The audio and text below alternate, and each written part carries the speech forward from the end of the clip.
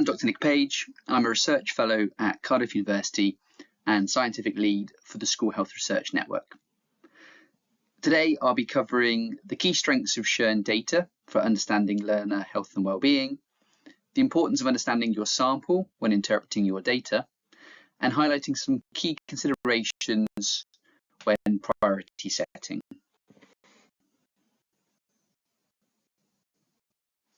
So I'm sure many of you are aware that SHRN is a partnership between Cardiff University, the Welsh Government and Public Health Wales that is now fully funded by Welsh Government. So working alongside the Welsh Network of Health and Wellbeing Promoting Schools programme, formerly the Welsh Network of Healthy Schools scheme, our aim is to improve young people's health and wellbeing in Wales, working with schools in both primary and secondary education to generate and use good quality evidence for health and wellbeing improvement. The network was established in 2013 and built around the International Health Behaviour in School-Aged Children survey that has been administered to adolescents in secondary schools within Wales every 4 years since the mid-1980s. The purpose of the network really was to drive increased participation in data collection, and SHRN helped pioneer feeding data back to schools for their own health action planning. Our recent expansion into primary schools offers a fantastic opportunity for joined up working across childhood and adolescence, and an avenue to better understand and support events such as school transition using evidence-informed approaches.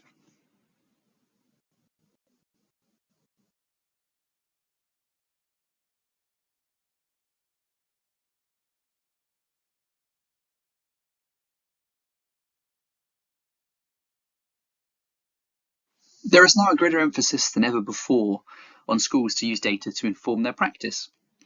This is evident in numerous policy initiatives within Wales, including schools as learning organisations, the new curriculum for Wales, and the whole school approach to emotional and mental well-being, which emphasises the crucial role of data and evidence in schools' self-evaluation, improvement, and accountability processes.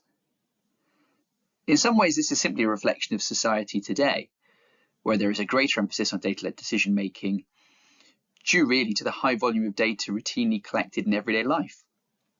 Many of us now regularly track indicators of our general health and well-being, such as our exercise levels and our sleep quality. SHRN data has therefore become a key resource for schools to monitor key aspects of learners' physical and mental health. Indicators such as active travel, vaping behaviour, dietary behaviour, emotional well-being, and social media use are just some of the measures that we collect. The influence of SHRN is reflected in the fact that SHRN is cited in over 30 Welsh Government policies and strategies as providing support for the delivery and evaluation of health and wellbeing policy agendas and interventions within Wales. This includes the Whole School Approach framework and Eston's Healthy and Happy report.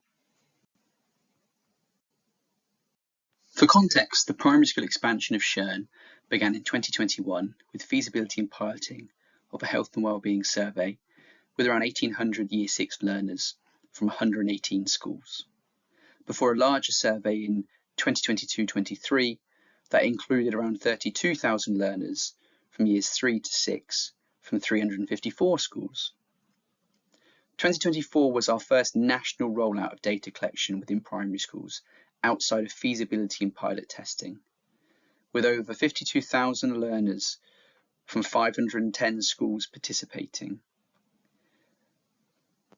Where appropriate, questions are the same or simplified versions to those included within the secondary school survey to aid comparison. For example, questions on school connectedness, active travel are the same in both surveys, whereas questions used to capture emotional and behavioural difficulties differ. The number of questions received also differ across year groups, so younger learners are invited to answer fewer questions. SHRN data is cross-sectional self-report data. This simply means that it reflects a snapshot of learner health and well-being at the time of data collection. As it is self-report in nature, it enables the capturing of learner perceptions, beliefs, and experiences. such as the perceived quality of teacher-learner relationships. This is in contrast to routine data, which is commonly administrative in nature and a function of recording and referral practices, such as school attendance figures or number of CAMS referrals. Both types of data have non-overlapping strengths and weaknesses, and can be useful complements when assessing learner health and well-being. A strength of SHRN data is that it enables you to explore aggregate patterns in learner health and well-being in a given year, as well as the opportunity to assess school-level change over time through biennial cycles of data collection. SHRN maintains a consistent data collection model, surveying schools between September to December to minimize any seasonal bias. Although please note, some schools who participated in the initial primary school pilot may have participated in data collection at other times of the year. A key strength of SHRN data is the use of validated measures, such as the Me and My Feelings questionnaire, a developmentally appropriate measure for capturing emotional and behavioural difficulties in primary school age children. Our large national samples also mean that SHRN data has high generalizability, with over 40% of maintained primary schools and around 95% of secondary schools engaging in data collection. To get the most of your school's SHRN data, it's important you first consider your sample to provide context for interpreting your data, especially if making comparisons with previous SHRN reports. When reviewing your SHRN data, it is important to consider the size and representativeness of your sample, as this impacts the generalizability of your data.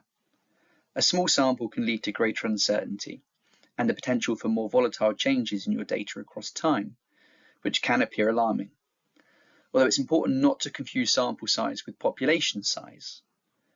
A school with a small learner cohort but a high survey response rate isn't a small school.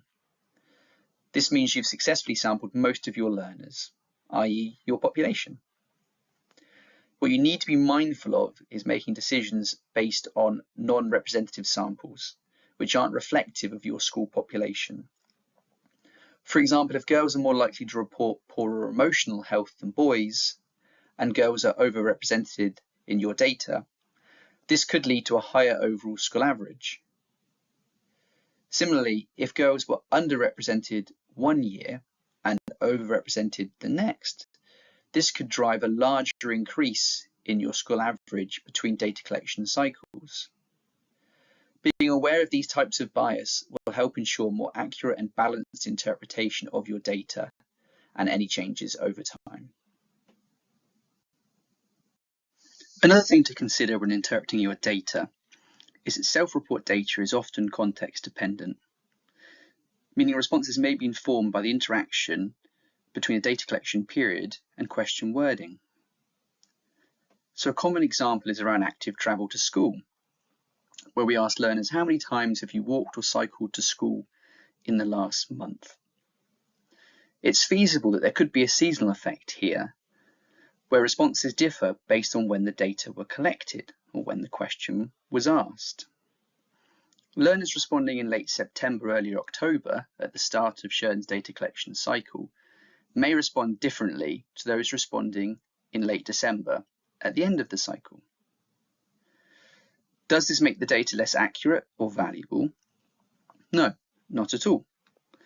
Maintaining a consistent data collection cycle helps SHRN to minimize these types of bias, but it may be helpful to consider these types of methodological subtleties when assessing your report, particularly when engaging with SHRN over multiple survey rounds and comparing changes across time.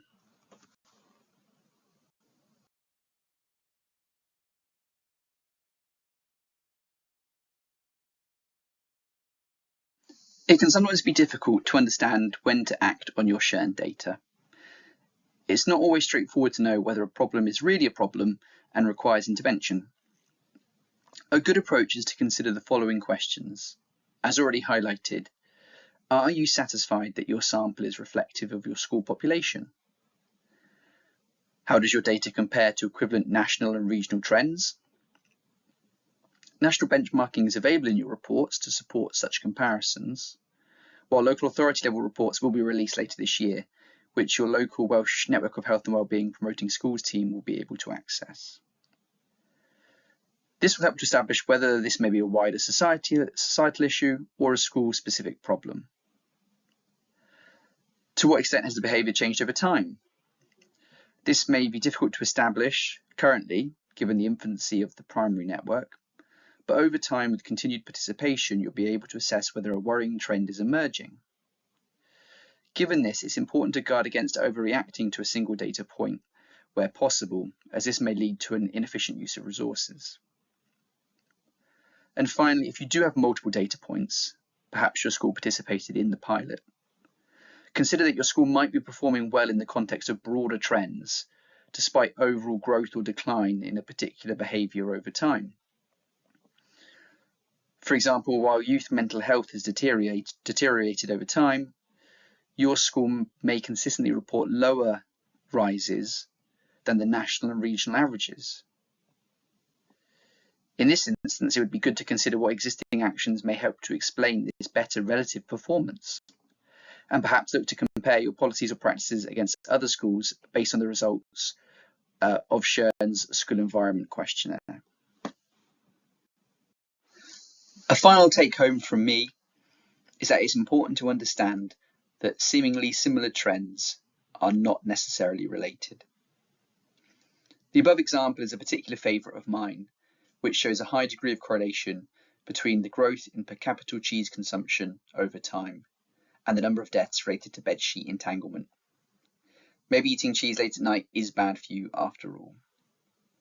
What this somewhat ridiculous example emphasises is a need to be cautious in our interpretations and work with partners available to us, such as your local Welsh network of health and wellbeing promoting schools team, to ensure the best evidence-based approaches are applied. Thanks for listening.